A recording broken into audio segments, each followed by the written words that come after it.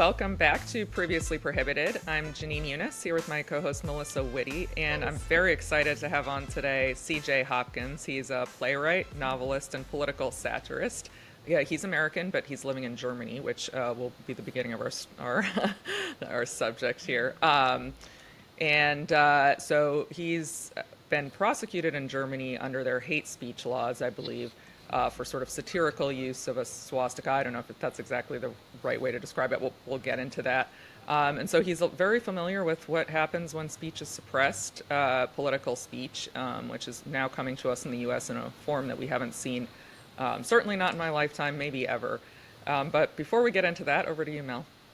Yeah, welcome back, guys. Thank you so much. We're playing with something new today, so let us know what you think of the layout. We're trying to switch it up a little bit. Thought we might do a poll, or if you don't care, that's fine too. And if you could, hit the like button, hit the subscribe button, and leave us a comment. Thank you so much. We had so much positive feedback with Daniel McAdams, who was a wonderful guest, and we really appreciate all of your kind words.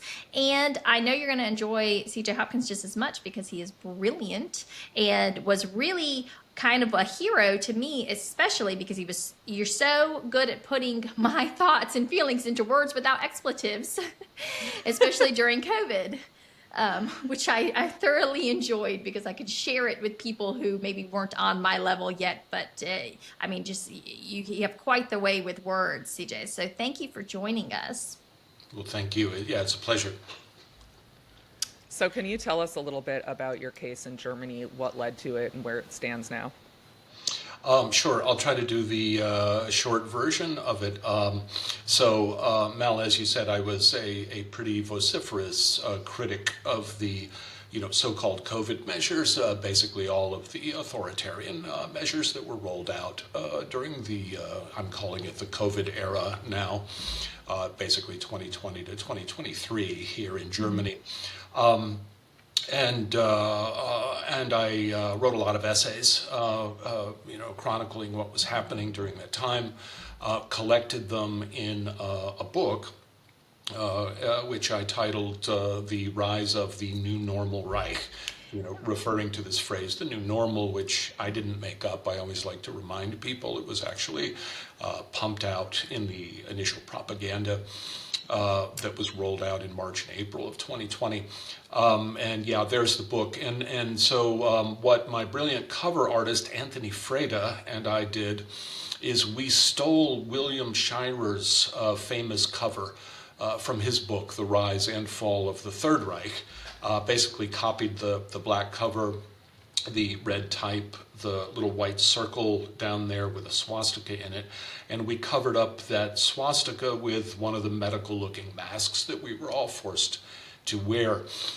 So fine and good. Released that book. It did really well. It was an Amazon bestseller all over the world for a while. Everything was groovy. And then I believe it was in August of 2022, here in Germany, they were debating whether or not to cancel the mask mandates. Finally, we were all still forced to walk around in public with masks. I'm sorry, you said 2022? That's right. And they were, and this wasn't the end of it. This was just one of the initial debates. Should we allow people to go about their lives without these medical-looking masks? And there was a huge, uproar in Germany. People were like, no, the masks have to stay. We all need to wear the masks all the time. And I sent a couple of tweets. And in one of them, I used the cover art from the book. And I wrote them in German, and said something along the lines of, these masks, all they are ideological conformity symbols. And that's why we're all being forced to wear them. And in another tweet, I again used the cover art from the book, and I made fun of Karl Lauterbach, who was the health minister. He's still the health minister of Germany, as far as I know. And it was just a completely fascistic clown figure all during the COVID era here. And so I mocked him. He was quoted by one of the big German papers, and his quote was, the masks always send out a signal. And I thought, yeah, perfect. That's exactly my point, Yeah. Carl. That's what the masks are for. And so I retweeted his quote, and I attached the cover art of the book to it. I try to do this quickly. So a little bit of time goes by, and suddenly I get a notice from the Berlin prosecutor that I am being charged with basically disseminating Nazi propaganda. The tweets, this all happens within a 48-hour period. The two tweets are censored by Twitter. My book is banned by Amazon in Germany, and then also in Austria and the Netherlands. And as we found out later, I didn't know it at the time, I was also reported to the Bundeskriminalamt, which is like the German FBI, and so on. So basically, I was charged with disseminating Nazi propaganda. I'll go just to quick. clarify, this is criminal law, right? It's not like Yes. civil. Yeah. Yeah, no. This is criminal law.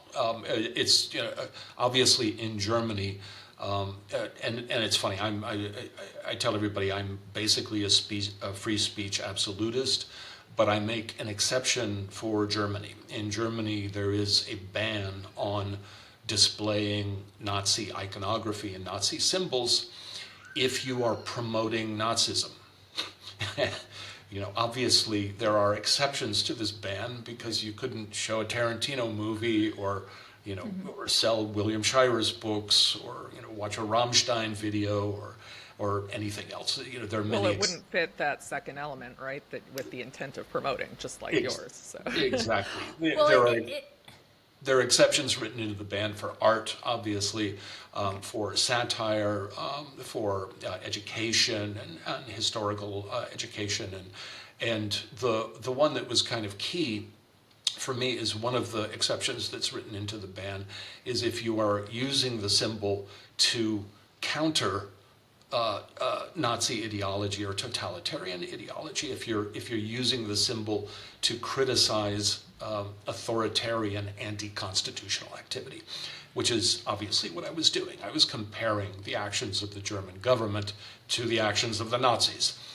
And that may offend people, but according to German law, it's legal. Anyway, I'll finish the story real quickly. Ended up in court in January, where I was acquitted. The judge didn't like me at all, thought I was an asshole, and told me so. But also mentioned, okay, Mr. Hopkins, you're an idiot, but what you did is not illegal, according to the law. So she acquitted me. Sorry to interrupt, but what was the theory under which you even would have violated the law? Because you're clearly not promoting it. You're doing the opposite. You're criticizing something as like a bad thing because the Nazi thing is bad. So it doesn't even make sense. The prosecutor's theory was that, okay, Mr. Hopkins is not a neo-Nazi, he's not promoting Nazis, but he wasn't criticizing the Nazis or neo-Nazis, he was criticizing us. He was criticizing the German government.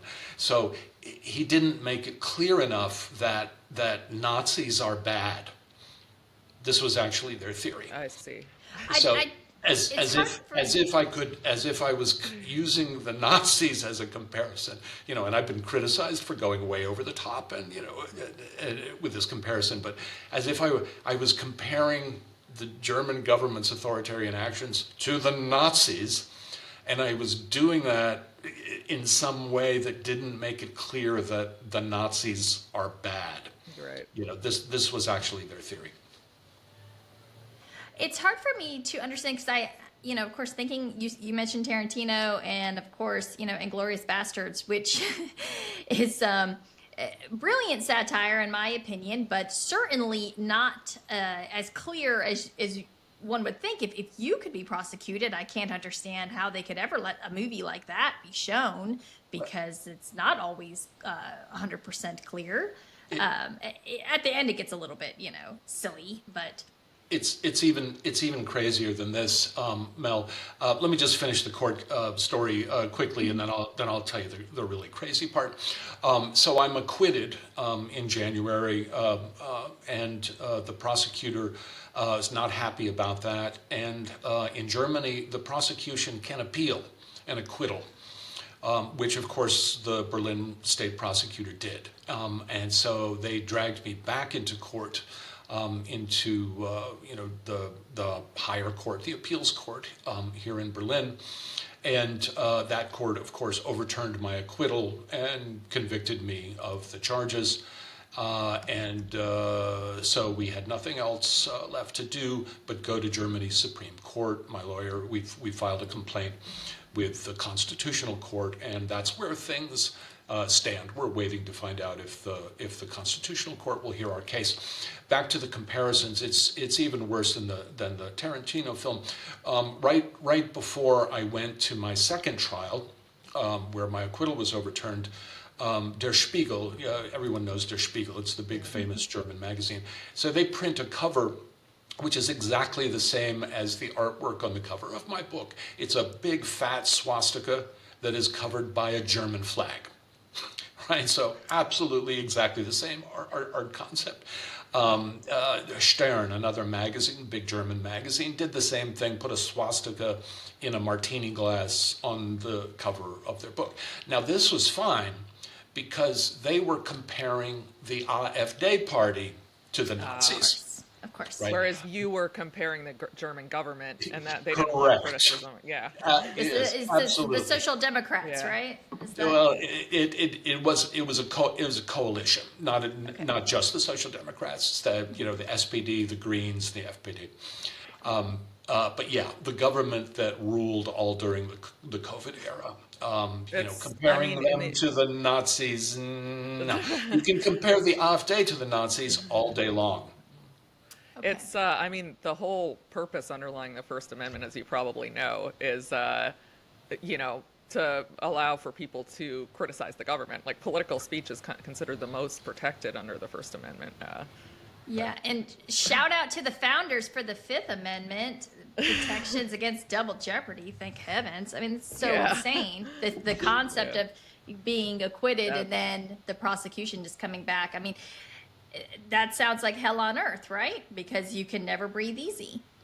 No, Jenin, it's an important point, and I think it's a point that I at least alluded to in my recent piece when I was trying to get across to people, hey, the Mahmoud Khalil case is essentially, in principle, no different than my case. We're both being punished for speech. Right, for political speech. It's the difference is I'm charged with an actual crime and he hasn't been charged with a crime. But basically the Trump administration has reached back to, what is it called? The Immigration Act of 1950. Nationality Act. Yeah. Yeah. So basically they dug back into the statutes to find something that would allow them to do what they wanted to do, which was to make an example of Khalil. What the German government has done in my case, just as the first judge found, and just as anybody who is objective finds, who understands the German law, what I did is absolutely legal. But the law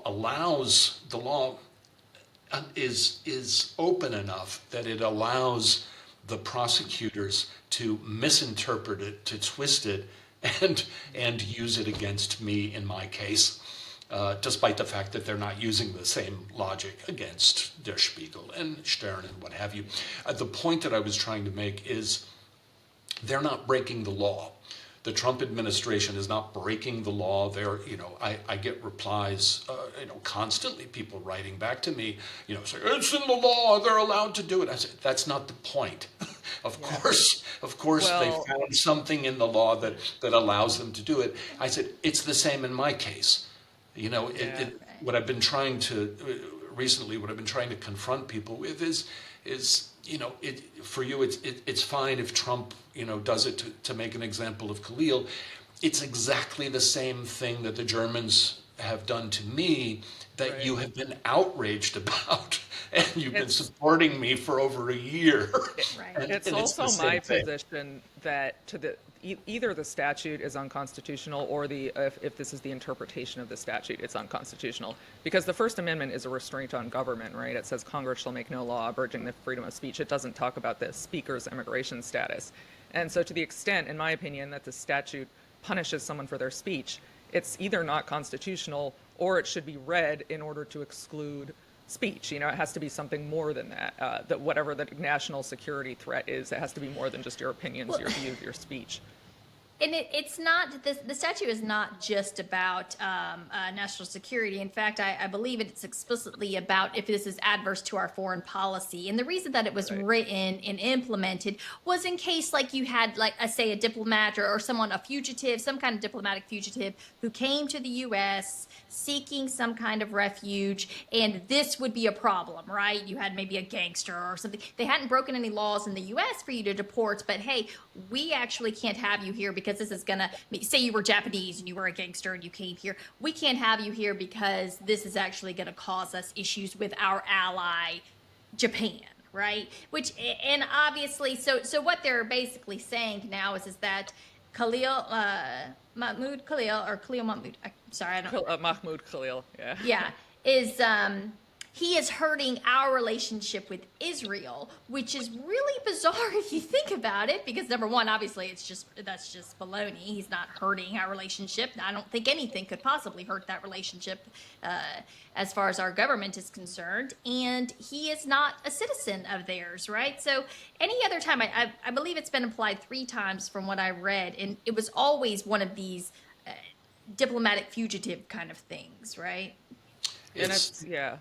Go ahead, CJ, sorry. Yeah, the point that I'm trying to get across to people, because I'm just so tired of hearing the arguments, is yes, I understand the legal arguments that they're using. I also understand the prosecutor's arguments in my case. The point that I'm trying to get across to people is, look at how these authorities are acting. What they are doing is they want someone to make an example of. They want to hold someone, they want to punish someone, and they want to do it publicly, and they want to intimidate people into silence, and so they want to put somebody's head on a spike outside the castle. It's one of the oldest tactics of power in the book. And so what they do is they go through the laws and say, how can we justify this punishment that we want to dish out? And Exactly. That's very scary, because that means they can always find something you did. Correct. And if you twist the application of the law or applicability of the law enough, you can get someone. And that is my point. I'm not aware of any body of laws of any country that cannot be twisted or perverted to justify this type of authoritarian behavior. That's the point that I'm trying to get across to people is, do you really want to live in a society where the authorities in power behave this way? Yeah, no, and you made it so eloquently. Can you pull the essay up, Mel? So I just saw this morning. I don't know when you published it, but CJ wrote a brilliant essay on his Substack about the failure of a lot of the people who purported to be free speech defenders during COVID and have a lot of those exact people are actually the ones who are doing this now. Like, for instance, Trump, who, rode in on the white horse of free speech and now is throwing people out of the country for criticizing Israel. But then there are some people who have failed to speak up. And I think this was a very compelling essay in which CJ discussed the implications of that and the problems with, not speaking up when in these really, really important contexts. Right. Yeah. And you juxtapose your case with Khalil's case. And of course, our vice president has been very critical of Germany and speech issues in Europe in general, which has just been really rich to watch them turn around and then punish someone, deport a man who is married to an American citizen who has a baby due any day now, and for them to throw him out deport him to a country that he has never known. I believe his citizenship is what, Algeria? I think it is. Syria. Yeah. I think he's an Algerian citizen, but he grew up in Syria. I'm not entirely... Right. Palestinian refugee that lived in Syria and then was given, I guess, citizenship through Algeria, and that's how he was able to immigrate to, I guess, Britain and then the U.S., which is a whole different topic, the struggles that Palestinians face being stateless and not having access to diplomatic services like that. But...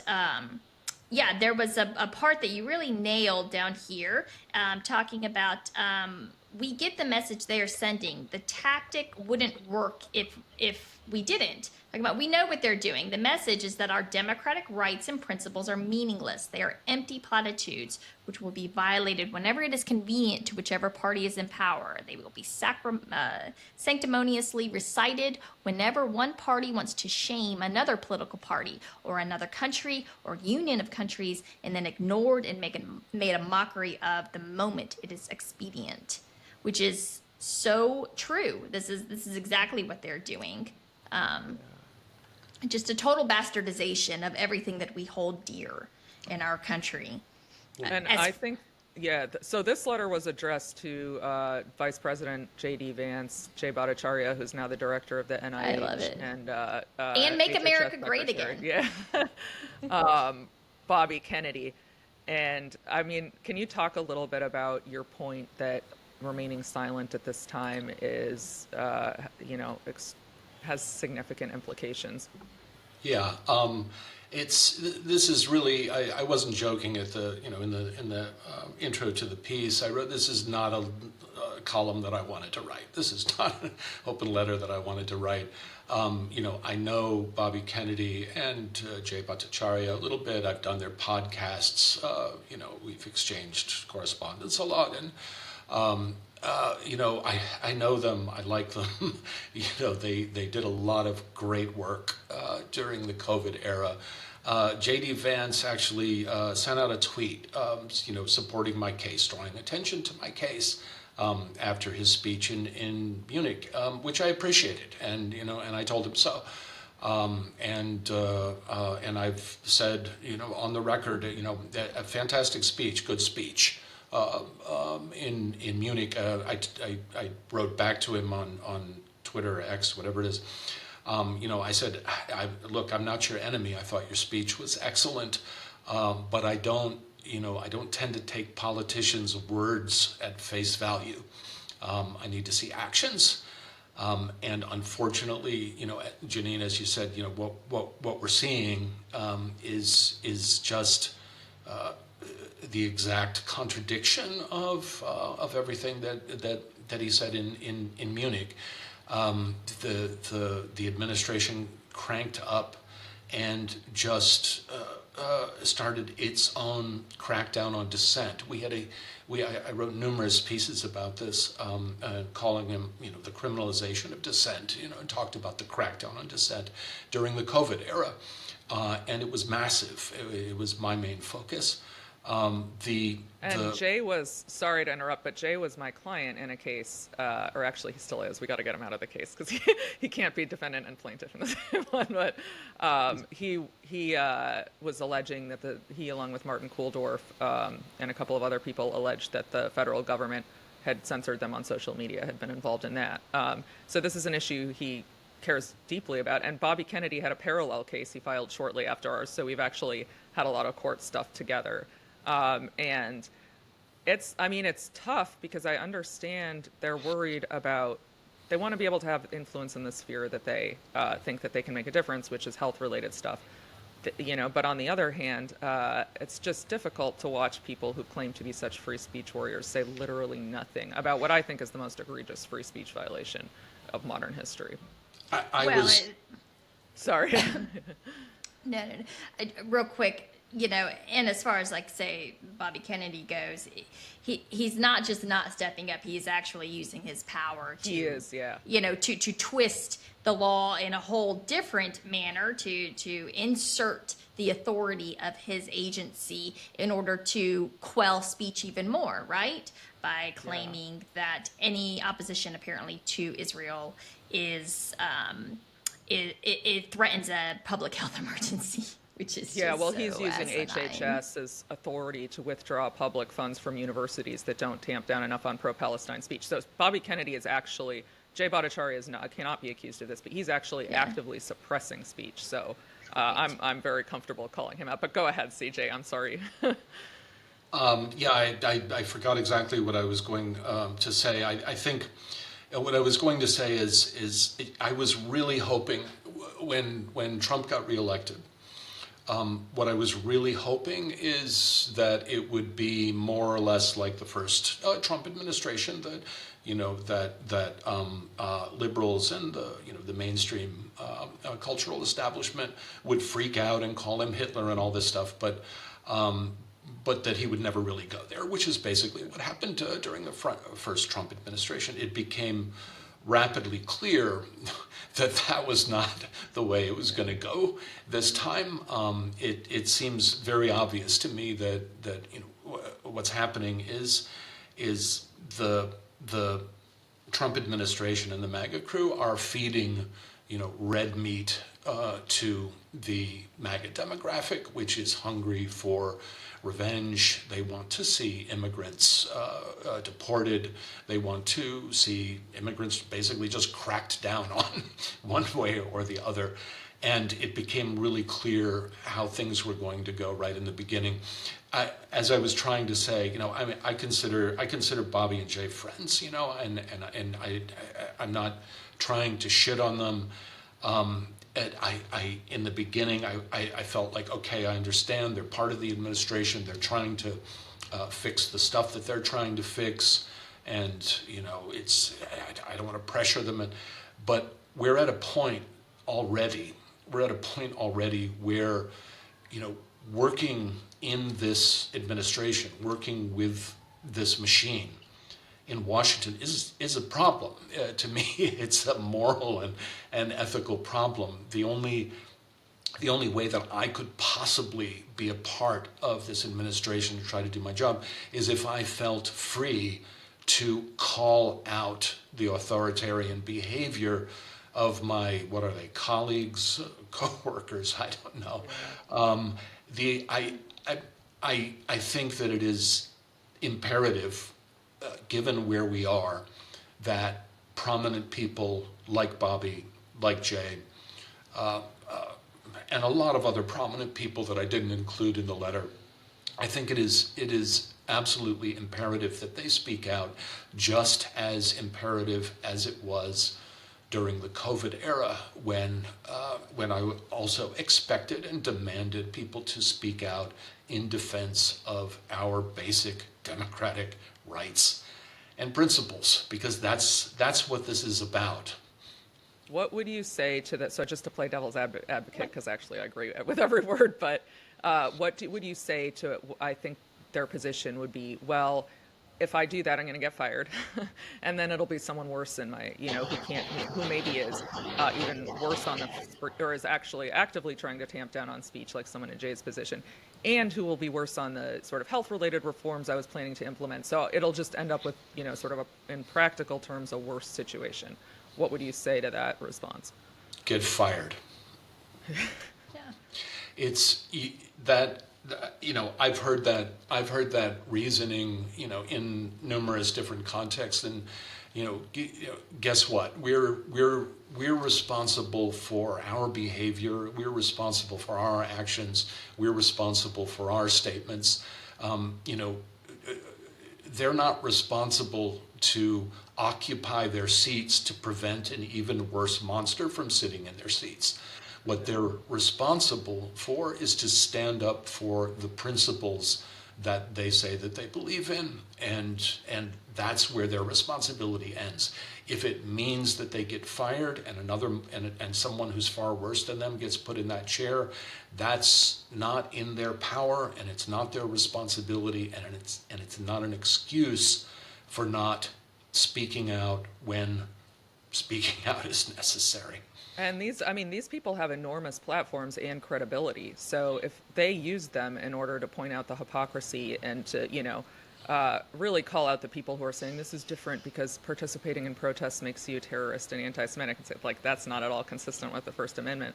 People like Jay and Bobby Kennedy and J.D. Vance have enormous credibility and could really be, I think, sort of getting a lot of the MAGA base, to realize that this is not acceptable. So I'm with you. Well,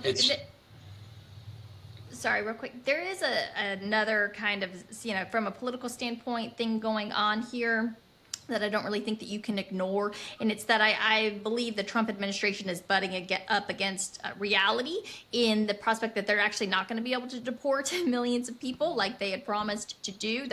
And they pretty much came out and admitted, I don't know if you saw this, but Donald Trump shared a clip of Hillary Rodham Clinton saying, if you haven't, broken any laws, then we're going to find a way to bring you out of the shadows and make you a permanent citizen, kind of thing, which was a very bizarre thing for Trump to share the other day. But so I think what we're also seeing is that this is very low-hanging fruit. So they make a really big deal out of rounding up these anti-Israel, quote-unquote, anti-Semitic protesters, and it makes them, and deporting them, and it makes it look like they're doing more for the, on that level than what they're actually doing, which is actually they're capitulating on the deportations and on immigration in a lot of ways. And so these guys like Khalil, there's a handful of them, they become the punching bag, right? And they're serving a very important purpose, and it's running cover for Trump and his administration, and they're kind of backwalking on all of the immigration talk that they had prior. It's a point that I often made when everything was happening with my case. It's just saying, look, I'm really not that important. Me personally, I just happen to be the head that they can stick on a spike. I said to people, the point of what they're doing, and this holds true for the German authorities and me, and I'm far from alone. There are many, many cases like mine in Germany of people who are just, not public figures and don't have access to the media. What the point of what the German authorities are doing to me, the point of what the Trump administration is doing in the United States now, is to send a message. They're not afraid of Mahmoud Khalil. He's a guy. He's one guy. In New York, they're not afraid of him. The point of all this is to send a message. And the message is, do I have to be clean on your show, or can I be? No, say whatever you want. The message is fuck your rights. The message is shut up and follow orders and do what we say, or we will fuck you up. That's the message. It was the message. Let me just make the point. When I made this point all during the COVID era, and it holds true for Khalil's case as well. The message, they're not sending the message to us. They're not sending the message to me and to Mahmoud Khalil. We're just the medium. Yeah. We are the medium for the message. They're sending the message to you. In First Amendment law, the chilling effect is one of, even if you haven't been directly censored, if you show that the law is making you afraid to speak, and you can sort of show that credibly, that's the basis for a claim. I know that's just legal. But so one thing, I initially thought that the administration had just not vetted Khalil at all and listened to some crazy groups like Beitar or Canary Mission, because they had said they had him on a list. And so then they were sort of like, oops, maybe this guy, isn't really bad and he has a green card, not a visa. But now I'm starting to wonder if they actually purposely chose someone. They surely could have found someone who said, I support Hamas, or long live October 7th. But Khalil didn't say any of those things. The worst things they can dig up are him saying Palestinians and Jews should live in peace together. So it almost seems to me that they chose somebody who really didn't say anything wrong to say, you, wrong, not even morally questionable, really, if you're a normal person. to say, even advocating for peace, even advocating for Palestinian human rights at all will get you in trouble. And that's a very, very chilling message.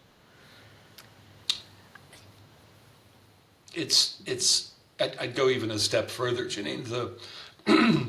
I think, I don't know if it's a Hannah Arendt quote or where it comes from, but what somebody said, someone prominent said, one of the essential aspects of totalitarianism is that the public, the masses, do not know what is allowed and what isn't allowed.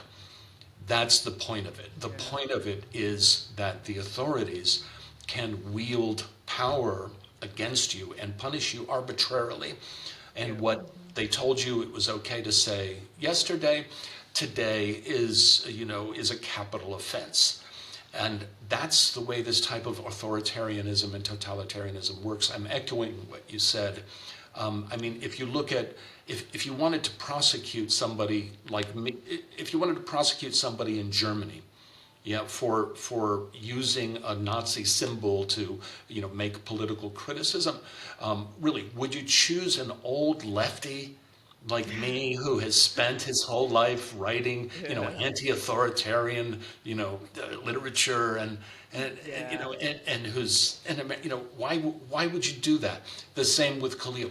Couldn't you find someone who actually assaulted someone? It's like they purposely chose someone where the only offense that they can hold up is a speech crime, is a thought crime. Yeah. What you're talking about is actually I always go to the legal concept, but it's called, it's a due process issue if a law statute is unconstitutionally vague. So you're not on notice about what that is. And incidentally, the only federal court decision on use of this statute said that it was unconstitutionally vague. It was just a district court judge, so it's not binding precedent. So we'll see what happened. And by coincidence, that judge was Trump's sister in 1996. But and this is just his immigration case. He has a federal habeas case going on. So hopefully he'll be vindicated. But I think you made the point in your piece that in a way it doesn't really matter, because for a long time, people are going to be very chilled, and possibly forever. Yes, by the time it's the same with my case. By the time my case is resolved, by the time his case is ultimately resolved, the damage will have been done. Again, the point of what they're doing is to send this chilling message. I keep bringing up the metaphor, but it's really what it is, folks. It's heads on spikes outside the castle wall. The message is, this is what will happen to you if we decide that you are a terrorist or a conspiracy theorist. I laugh, when people write to me and say, but he's involved with terrorism, and he's an anti-Semite, and I said, you are reciting word for word what we were called in Germany, what COVID critics were called in Germany. We were called terrorists. We were called far-right extremists. We were called anti-Semites. You're reciting word for word all of the epithets that were used to demonize us and to justify our persecution. And how can they not see it? That's what's so frustrating, right?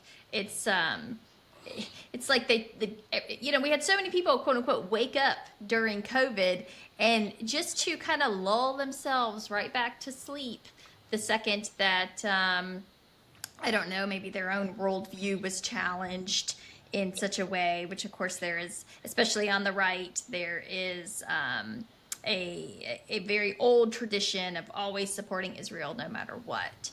And so anybody questioning that is just seen as a real threat, I think, to tradition and orthodoxy, and they can't handle that, which I think the right was different in a way on COVID, because COVID restrictions were also a threat to tradition and orthodoxy, and a total disruption of our lives. So I think that explains why the right, which is notoriously not a fan of change, conservatives, that's usually a hallmark of conservatism, is they don't want to embrace change. They want to keep everything the same. So when they flip the world upside down with COVID, of course, conservatives freaked out, right?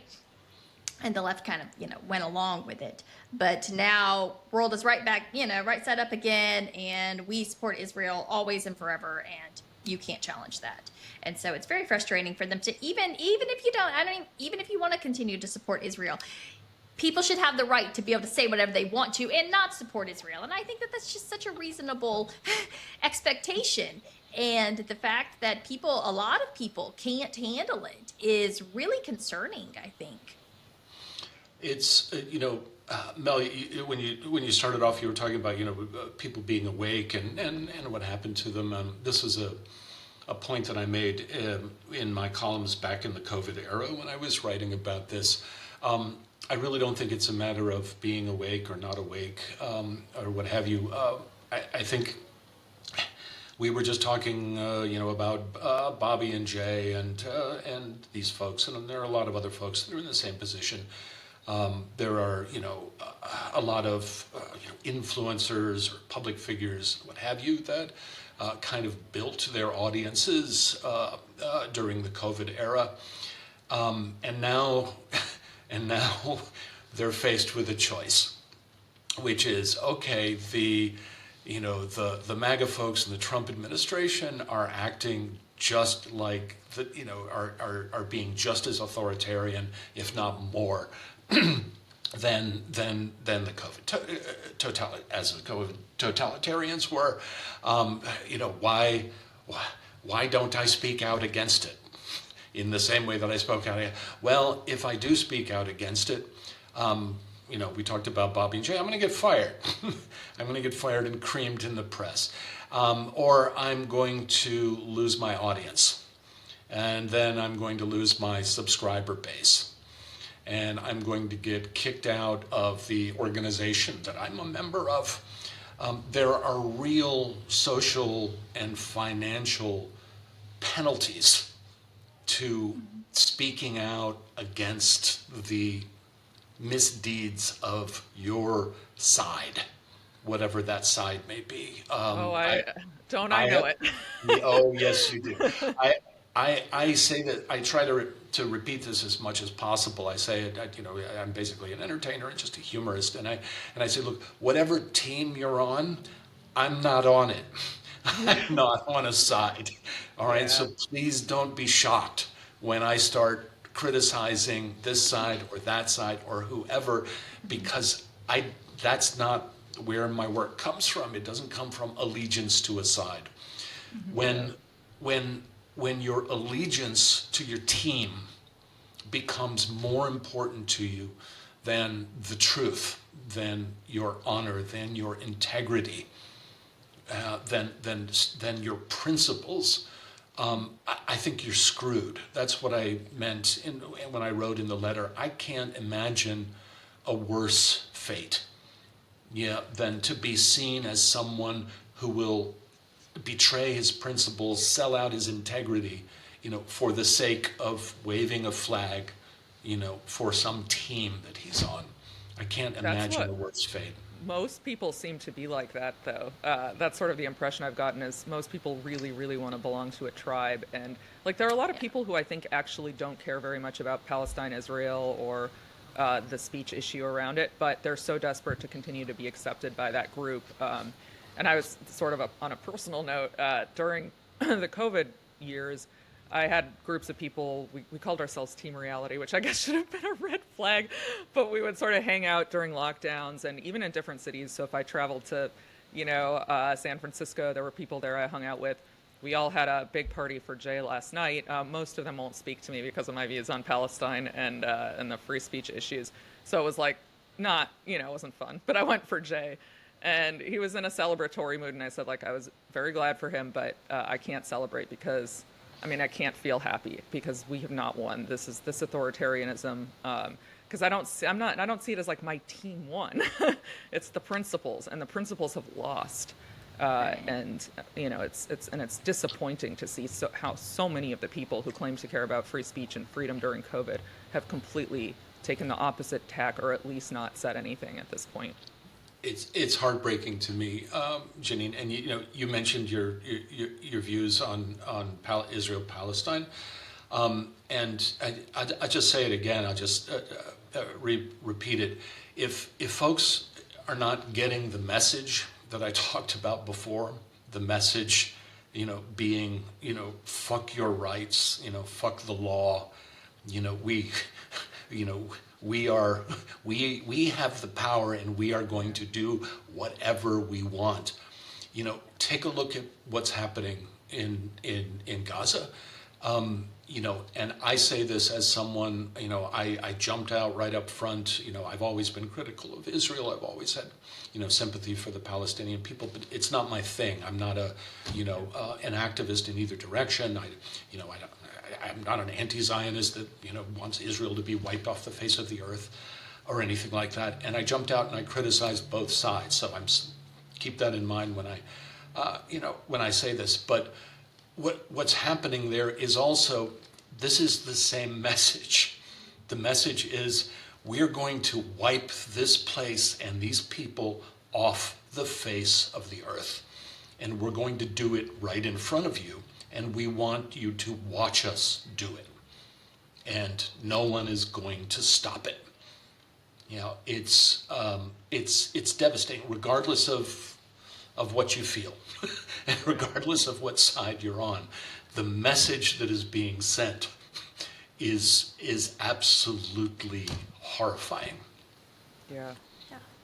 I think Mel and I have both said that about Gaza, that it's just, there's an extent to which I think the elites are seeing what will people accept, what can we get away with? And they're seeing that people will mostly accept this. And then if you do stand up, well, we're going to ruin your life and make sure you can't, see your kid grow up.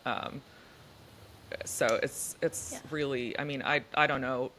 These feel like unprecedentedly frightening times. We've had our sort of run-ins with authoritarianism, I think, during the war on terror, but this just feels like something else, and even worse than COVID to me.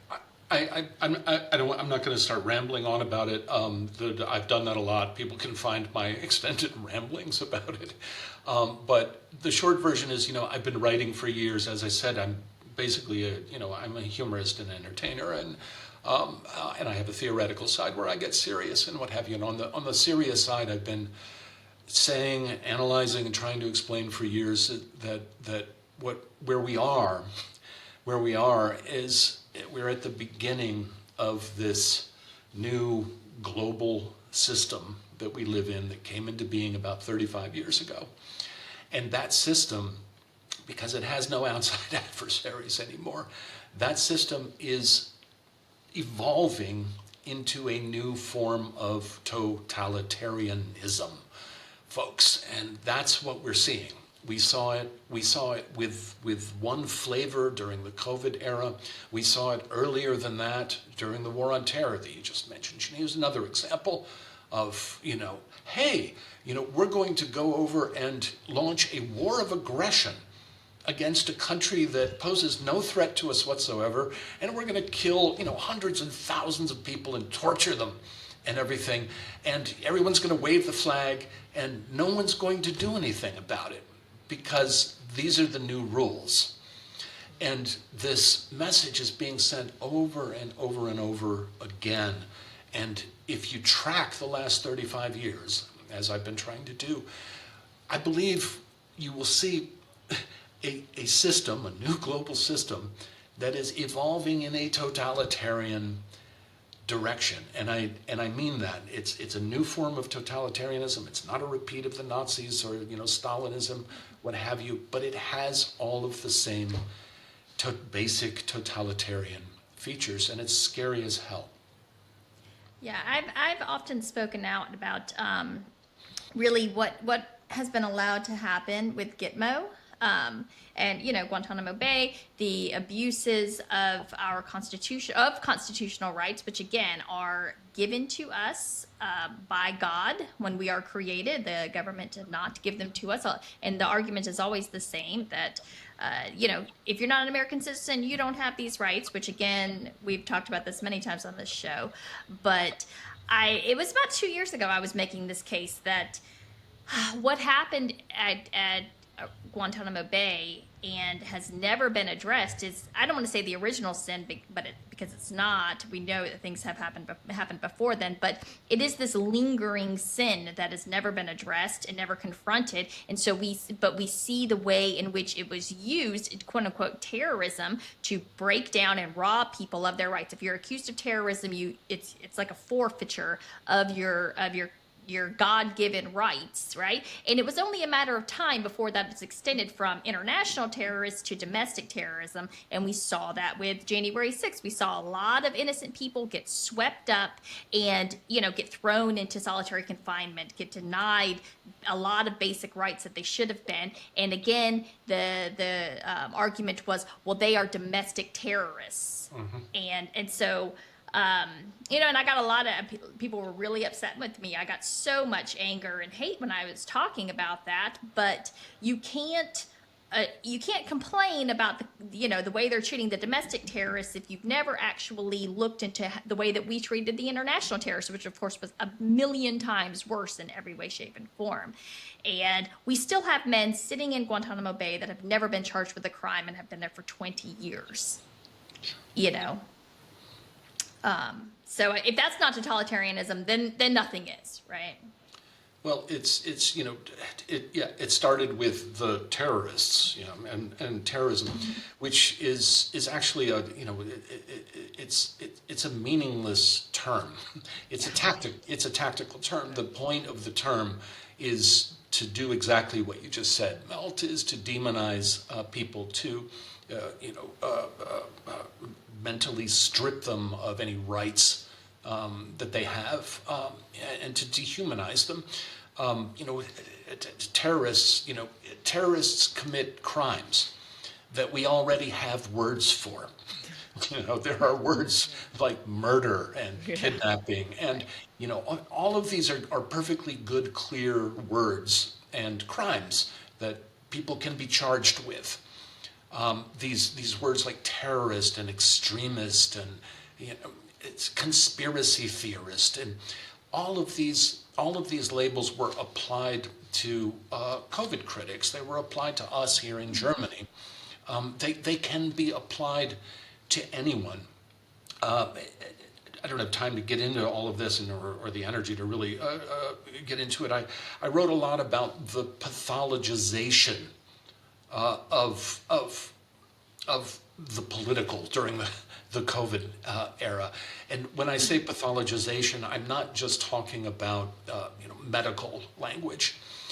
What is happening increasingly is that what used to be things that used to be political arguments are now being painted as terrorism or extremism or conspiracy theory or something. In other words, they're being moved out of the sphere of politics because power doesn't need to argue with them anymore. Again, if we come back to the Khalil case and the Palestinian activists, what power is saying to us is we don't have to argue with the Palestinian activists, right? Because they're all anti-Semites and terrorists and monsters. Mm-hmm. And so we don't have to have a political argument with them anymore. They're crazy people. Just in the same way that we were all, conspiracy theorists and COVID anti-science. We were, yeah, exactly. We were science deniers, and we were all. This is what I mean by the pathologization of dissent. And what's happening is we're watching power sort of put an end to what used to be political arguments, and pathologizing those of us who would challenge it. That's so well put. Agreed. Before you leave, I know we're running out of time, but I just want you to promote your books. Oh, yes. Thank you. The Fear and Loathing, is that? This is the next book that's coming out. It'll be out April 29th. You can pre-order it now. Folks, these are my essays. This is the next volume, the sequel to the book that that got me prosecuted here in Germany. So these are the essays that begin really with the aftermath of the COVID era, which didn't end in Germany quite as early as it did in the U.S. And also taking us all the way through the end of 2024. So, you know, the rise of the Musk cult, as I call it, you know, Musk's takeover of Twitter and everything that has happened there. Also a little bit of Ukraine, the October 7th in Israel, Palestine, and my arguments with folks are also included there. And a great foreword by Matt Taibbi. I'm grateful to Matt for his foreword. So yeah, that's coming out April 29th, published by Skyhorse. And then Nice, super exciting. yeah, I definitely want to read that. And then this Yeah. one, go. Zone Oh, 20. I forgot to mention. Of course, I forgot to mention. I dropped the lead. The other book, the Fear and Loathing. Most of it, it's the story of my prosecution as well. All of the essays about my prosecution, the statements that I gave in court that a lot of people liked are in there. That's actually the main thread of the book. The second book will be out in July. Arcade Publishing, which is an imprint of Skyhorse, is reissuing, they're putting out a new edition of my novel. I self-published this novel back in 2017. And bless them, I'm very grateful to Arcade Publishing. They're putting out a new hardcover edition that looks very nice, and it'll be out in July. You can also pre-order it. And that's it, that's the pitch. That Are looks, these uh, are these on Audible as well? I don't know. I wish it's embarrassing that I don't know. Audible is the spoken book. I'm sorry, Mel. I don't know. Okay, yeah. Well, I'll People look. can, People can- yeah, people can. find You it. can just check. They're widely available. Yeah. Well, we are so grateful for your insights. I do want to ask you before you go if you have. I guess this has been kind of a depressing conversation, even though very fascinating. Do you have any hope? Any words of optimism? I tend to answer this question the same way all the time. People don't believe it. They, a lot of my readers will write to me and it's like, Jesus Christ, CJ, you're so depressing. Can you give us anything? Is there anything that it's awful? And people won't believe it, but I'm actually, I don't know if I'd call it optimism. I believe in the life force, and I believe in people. I believe in the anarchic life force of human beings. I don't believe that totalitarianism and fascism and authoritarianism and all of this. I don't believe these things win. I think these are the ugly aspects of our nature and being, and we go through dark periods in history. I think we're in one right now, but I think ultimately, our affirmative anarchic spirit pushes us forward. So yeah, I don't think the bad guys and the nihilists and the authoritarians and totalitarians win. Well, that makes me feel better. I'm kind of a pessimist by nature, so I'm sympathetic to. Well, Jenin, I think they always come back. I think it's cycles. If you look at history, you see these cycles. There are periods of incredible creativity and growth and everything, and then here comes the bad guys again. Yeah. And so on, and we go through these cycles. So ultimately, I don't think there's an end to the story. I think it goes on and on and on. I'm kind of annoyed. I spent like my youth and adulthood and the prime adulthood in the dark times. I was like 16 on 9/11, and I feel like it's kind of been downhill from there. Yeah, at least I had the 70s. Yeah, yeah. Yeah. I know. I'm very jealous. I always say it. The fashion was so good too. It's a different world. Yeah, yeah. Yeah, I know. I worry now because the technology has really thrown. When you talk That's- about the cyclical nature of these movements, but technology has really enabled some really dark, really I think evil. I do believe in good and evil, and I do believe that technology has enabled a lot of evil people, demons, spirits, whatever you want to call it. It has given them power not ever known before, and that's concerning. That of all of the things, because I am like you, it's human nature. Freedom. We seek freedom. We seek to liberation. Right.